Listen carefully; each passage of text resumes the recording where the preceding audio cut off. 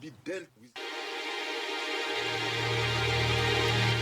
Ekkuleedde omuntu wa bulijjo yenze omukugu mwebale nnyo okuba nti mukyatumbudde tuvuddeyo ew'omusawo kati tugenda mu maaso. Amerika yalumbyewo okusooka mbagambye nti babadde smart nnyo byonna bye baakoze nga balina okusooka omusajja omusiba emikono basooke bamukwate nga talina yadde ataasa. Kaakati kyabadde bwe kiti Amerika baakubye era ne badisablinga La Carlota Air Base was disabled. Eyo Air Base nga tewali nnyonyi esobola kusituka. Bana eggwanga lya Venezuela temwerabira nti lirina n'ennyonyi za Amerika ez'omutawaana zibayita F-16 baazifuna dda naye eno base baagikubye La Carlota nga tebasobola dde okwenyeenya ne bakuba Cuartel de la Montana ne bagimaliriza ekitundu bakiyita Katia baagidisablinze nga tekyasobola ne bakuba Federal Legislative Palace olwo lubiri mwabadde asinzira okuba nti akulembera ne bagenda bakuba Ferrote Tiuna eno military complex nayo eri main esanga mu kibuga ekikulu ekisaawe kibayita El Hatiro ne bakikuba. Besi ebadde ekuuma ennyonyi za Amerika ennyonyi y'enkula y'America nenga za Venezuela gye bayita Barquisimeto. Eggwanga lino bwe libadde litereka ennyonyi za F-16 Amerika yategeddewo n'egenda ekubawo. Waliwo private airport endala eyakubiddwa okulira n'ekibuga Caracas kitundu bakiyita Charalave ne bakuba ku Miraflores awaliwo olubiri lw'omukulembeze w'eggwanga ne bakuba n'ebitundu omuli Santa Monica, Fete Tiuna, Los Teques, Enero n'ebitundu ampuliriza ebirala. Ebyo byonna bye baakoze Amerika byabadde bimala bumazi eggwanga lino erya Venezuela okulimalamu amaanyi nga tebalina kye basobola kuba nti bakola. Kakati byonna bwe byawedde ne bagenda bayingiza ennyonyi. Kati olutalo luno balulwanye mu ssaawa 2:20 naye planning ebadde ya myezi ekyo mwakitegedde. Kati nga maze okubuulira byonna ebyabaddewo bakubye wano bakubye wali ebyuma babikubye bivuddeko basajja basembedde masannyalaze bamaze okuba nti bagasalako ebitundu bya nzikiza okusinziira ku General Dan Kayene nabagambye nti mutwale nti muduumizi w'amagye g'eggwanga information yonna nga bagirina Abamerika nga bayina okusurprisinga abantu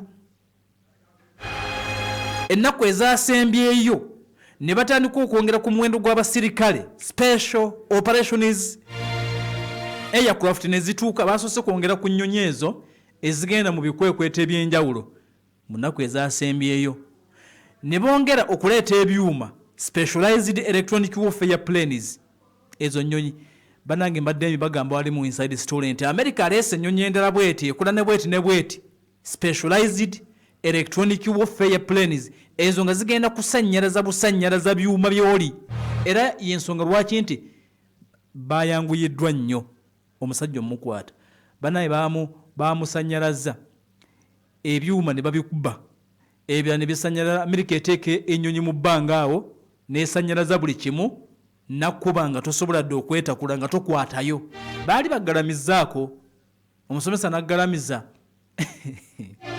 kati ya America kyakoze Venezuela oba wali olabye omuntu ne bamukwata n'amagulu mwakiyitanga kalambo omuntu ne bamukwata amagulu eno nene emikono ne bagikwata kati alina embooko nadda wakati n'asooka akuba kati kibakoze munnaffe Venezuela nga America ina kibooko naye nga soose kumusiba amagulu n'emikono ntegeeza nti basoose buli kimu kyeyandibadde akozesa okwerwanako nga tekikola.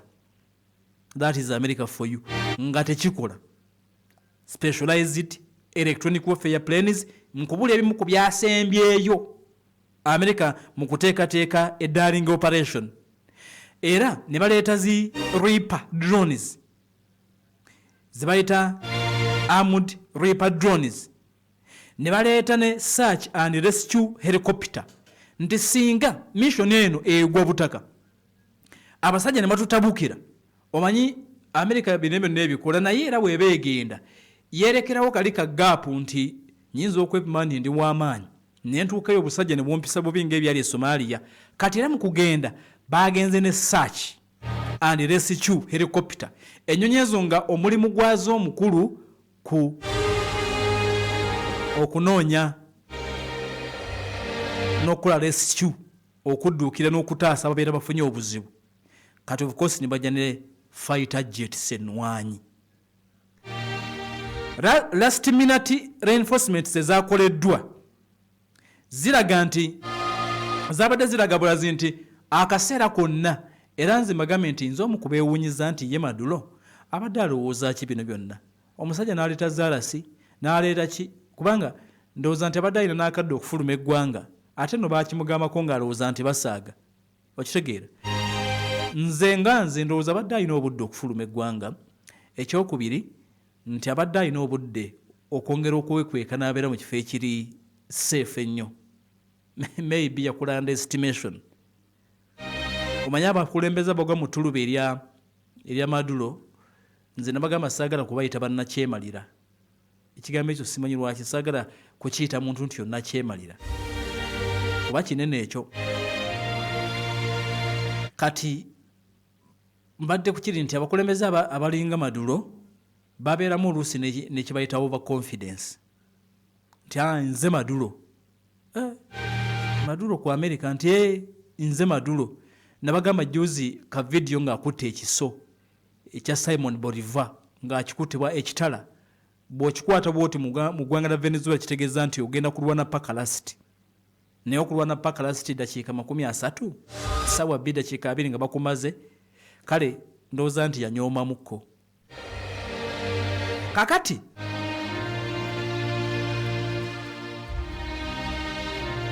CIA ebe basoose okukubayo ko juzi wabadde wayise wiiki emu America n'egenda ekola drone attack ku port gwabadde omulundi ogwasookedde ddala e Venezuela. Okitegeera? Kakati mu byonna mu kutandika ennyonyi 15 drones, fighter jets, bombers zaateekinze off okuva mu bifo 20 okwetola Puerto Rico n'eriyanja Caribbean. Abamerika basimbudde mu kyebayita a coordinated attack kubanga babadde balina okucoordinatinga bonna okuva mu bases 20 okwetula Venezuela. Naye bambijjukira nga tebagenda kukuba Venezuela wabula nga bagenda okukwata omusajja ne baleeta ebyuma ennyonyi 15 from 20 different military bases and from different directions. America. Nga bajja kateebereza nga bamulumbye omusajja okuva mu banene b'obaani nga gwe Venezuela. Kyabadde kizibu kya ne basituka ne bagenda ne balumba air defense ku ttaka.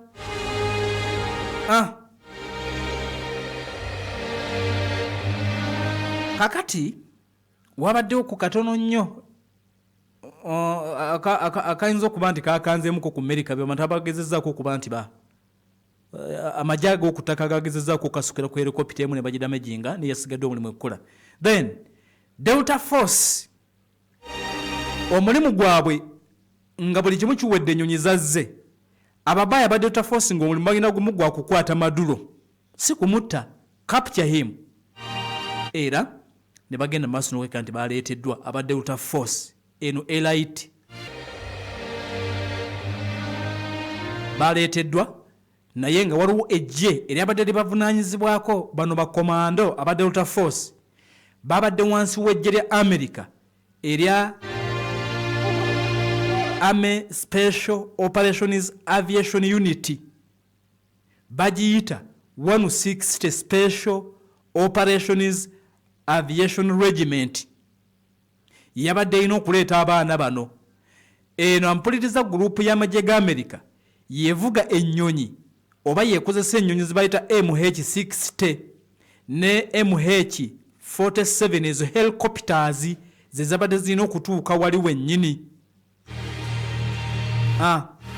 Era nga bwe wabirabye abo abaana abava mu kibinja namba 16 ekya Special Operations Aviation Regiment be baleese ababaaya bali. Kati enyonyi zino magana nti bebazivuga gurupu eno oluusi bagiyita night stalkers. Babayita ba night stalkers. Bali specialized mu kola high oba ba specializinga mu kola kibayita high risk. Bo bano America baleeta mu mission ez'okuriskinga high risk, owulira, low level and night time missions zibabeeramu. Tebakola byangu bano, era bakola insertions, extractions and raids kiro. Night time missions booleeta bw'oba beetaaga ba night stalkers ba America. Nti nejjuzi be bagenda Iran bakuba kiro, ono bamulumbye ku 8 za kiro Maduro. Kati unit eno yebadde ekola missions emabegaawo nga beegezaamu, era be bazimba ennyumba eyeefaanaanyiriza Maduro wabadde bwe bamukwatidde. Trump agamba nti ku baana bano abagenze, abaana nga 6 bokka be bafunye ebisago, ennyonyi emu ye yakubiddwa naye teyagudde, yafunye just damage n'emission yagimaliriza. Bwe bagenze maaso n'okwekera nti baatuuse ne bayingira mu compound ekyabadde kiddako kunoonya Maduro waasula, kubanga information yonna babadde bagirina. Trump agamba nti oluvannyuma nga bamaze okuyingirawo, kubanga okujja kwabadde kwangu olw'ensonga nti ebisinga babadde babimaliriza, nga ennyonyi ziri ennwanyi zaasoose ne zikola omulimu. Musajja ne bamunutilizinga nga bamusibye emikono, kati abaana ne bayingira nga balina okukikola mu bwangu, era kubanga babadde balina information yonna nga balina kudduka mu, balina okugenda we yabadde ali oba we yabadde asuze. Trump agamba, kubanga nabagamba nti nalinga mugezi wa gavumenti ye, Trump yategeezezza naga nti bwe bamutuuseeko olugi lwabadde lugumu nga luli heavy, kati nti yagezezzaako okudduka ggalewo ne lumulema. Trump agambye nti musajja wattu bwe yabalabye yagezezzaako okudduka olugi ne lumulemerera. Kati America yazze ne bambega ab'ekitongole kya FBI be babadde balina okuba nti bamukwata, ne bamukwata, be bakoze arrest. FBI, CIA yo yabadde ebega ku ne operation yonna okugibeeramu.